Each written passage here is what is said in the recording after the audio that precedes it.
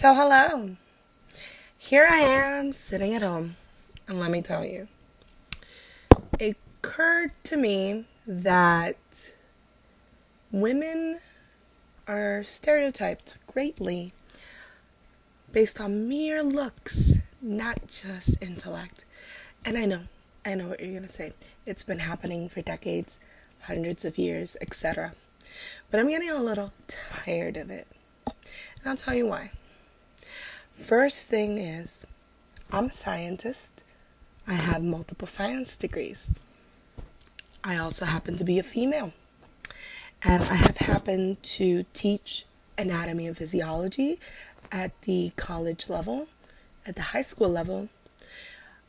I've taught a whole bunch of other types of sciences. I've taught math, English, you name it, I've probably taught it. And for some reason, they always told me I looked like an English teacher. The first day I would meet a parent or a student that I came across that was asking me where the class was, if I told them I was their teacher, they would say, "You don't look like a science teacher." Well, what does that mean? What does look like a science teacher entail? Because, yeah, I understand the whole stereotype. Nerdy glasses, by the way, I had them. I had corrective surgery, so I don't need them anymore. Having a lab coat. I wear lab coats when I'm in lab, not elsewhere. Being a nerd or a geek. Well, I'm both of those, by the way, for those of you that don't know. Nerds, normally the scientific term of a person that loves science things. It's not really a scientific term, but it's allured as you love scientific things or things that the rest of the humanity apparently doesn't care about. For a geek, it's somebody that likes science fiction or things themed on science, but perhaps doesn't understand the whole science behind it, which I think is irrelevant whether you're a geek or a nerd. You're in the same pathway. You like both things. It's so easy to go from one to another. All it needs is learning about the subject. You learn about the subject, now you're a nerd, not a geek. Go figure.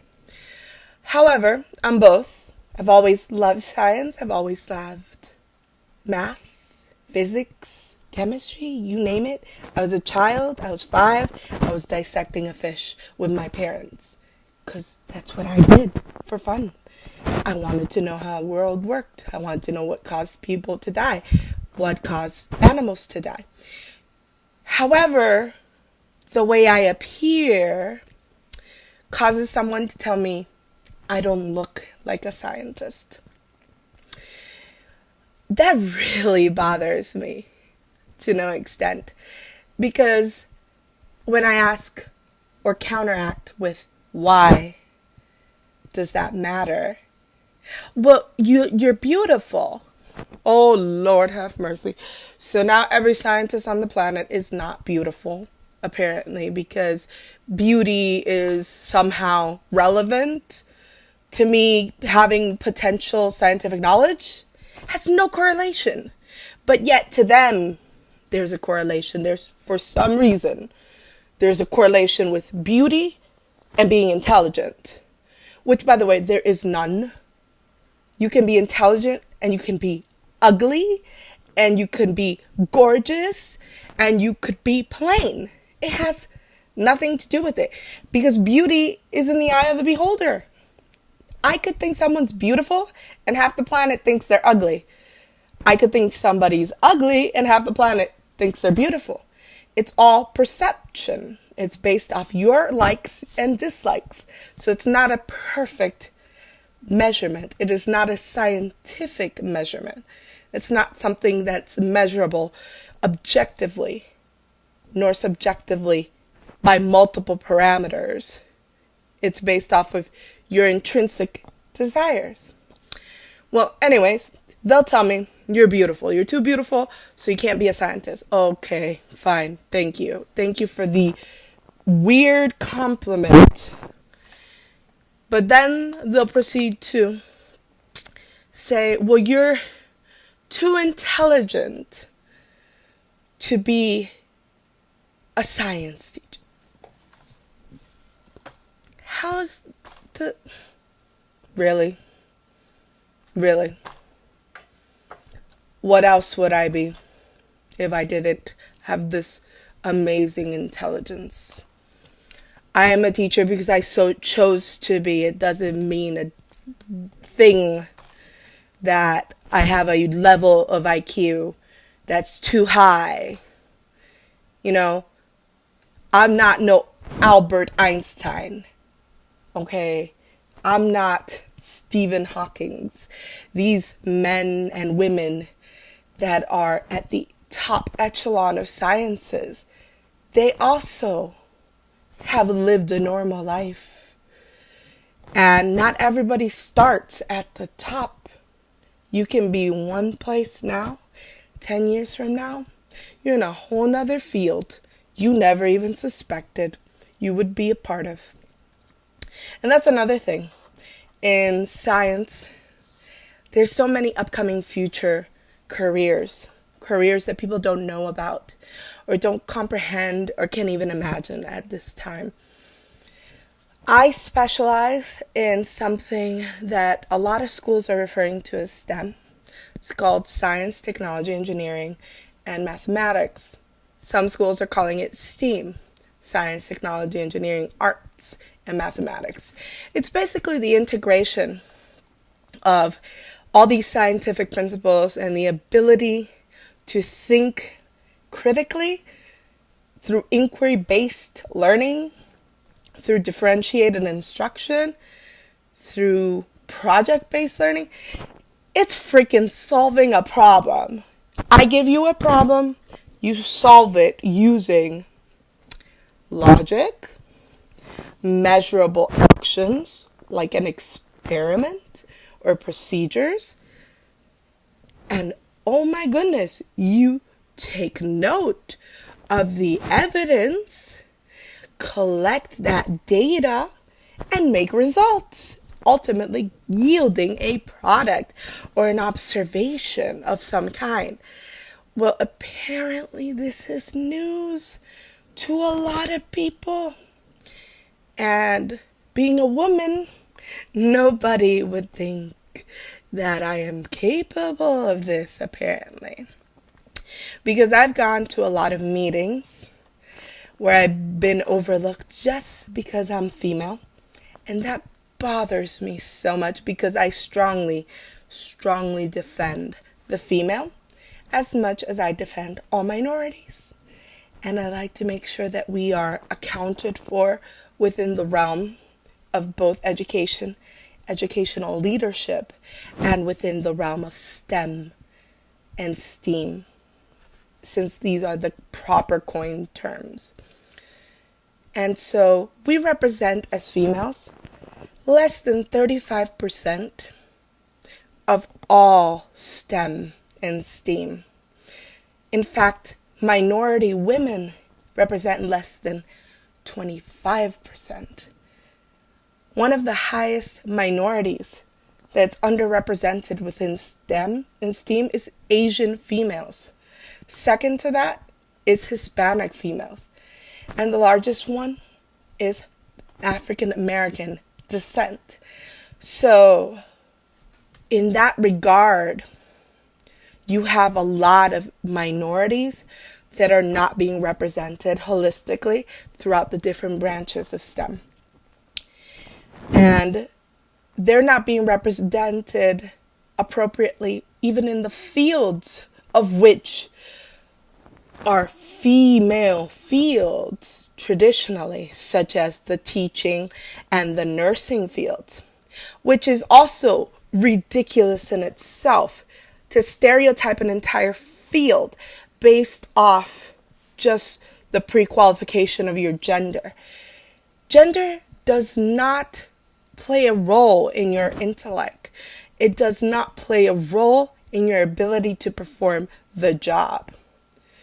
Your drive, your motivation, your personal conviction, your skill set, mentally and physically, those play a role in your ability to fulfill actions, in your ability to be able to do the job. Not me being dressed in a beautiful little dress, going into my classroom, gonna teach some science, and somebody gonna tell me, you look like an English teacher. English teachers are not stereotyped either. An English teacher can be male. An English teacher could wear a shirt, not be in a dress. So the way I wear my clothing also should not dictate what I am or am not. Ironically, I started my field within science as a science educator. I've grown. I've been in educational leadership for the last 5 years. And now I'm a consultant in the educational capacity. But I also teach online. I teach sciences and I teach English. Because, oh my goodness, I speak English. Why not?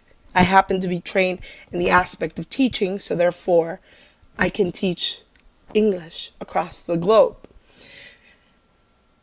Does that mean I should be categorized under one branch? No. Because I have many assets that I can bring to the table. And that's where I want girls, women, sisters, cousins. If you are female or you consider yourself female, don't allow the social psychics or psychists to be constricting you into a certain way of being if you want to be a professional, or a certain way of looking if you want to be in a certain field. If you want to go into engineering because you like engineering, go into it. If you want to go into teaching because you like teaching, then go into it. Don't allow stereotypes, gender type norms to inhibit you as a person from fulfilling your capacities. Because today you may be a doctor. 10 years from now, you might be in politics because you fell in love with the politics of healthcare. You don't really know what your future holds until you try to push yourself past what you thought you could do. Always strive beyond your expectations. Don't let others set those boundaries for you. Because you will always have that question. Could I have done it? Could I have gotten there? Challenge yourself. Think outside that box. Just thought I'd share. It's a rant, I know. But I thought I'd share it because it does and always bothers me when people associate your looks and what you wear with your capacity.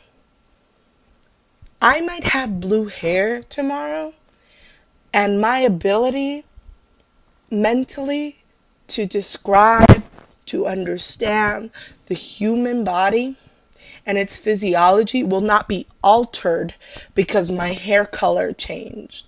It will not be altered if I put makeup on my face. It will not be altered if I wear a beautiful dress or if I choose to wear pajamas. It won't change who I am as a person intellectually. It won't. Does that mean we should break every norm on the planet? No. But be more accepting of the intricacies that go into play on a day-to-day. And don't conform or settle to those norms. We're always going to have stereotypes where people want us to be in that niche, in that role they claim we should be. As a professional, tattoos are bad according to a lot of people. I don't share that thought process. I don't think it's relevant. But I respect it. If that's the way you feel, it's the way you feel. I don't have tattoos, but I do exercise the right to have them if I want. My sister loves them. I'm sure she's going to have a whole bunch of them. Does that make her any less intellectual? No. Does it make me any less intellectual or professional for saying she has the right? Not at all. So, what I'm trying to tell you, and I know I'm very wordy, don't allow the social constructs to define you as a person. Even though there will be times where you have to somewhat understand others' views and perceptions, and perhaps try to live within those parameters. But if you choose at the end not to give a rat's butt what they think, then you're in every right to do so too. Because they don't control who you are as a person. They don't control your soul. They don't control your thoughts. They don't control you. So, all in all, be true to yourself and understand your mission here on this planet before you allow somebody else to affect you as a person. I hope it assists you. Bye.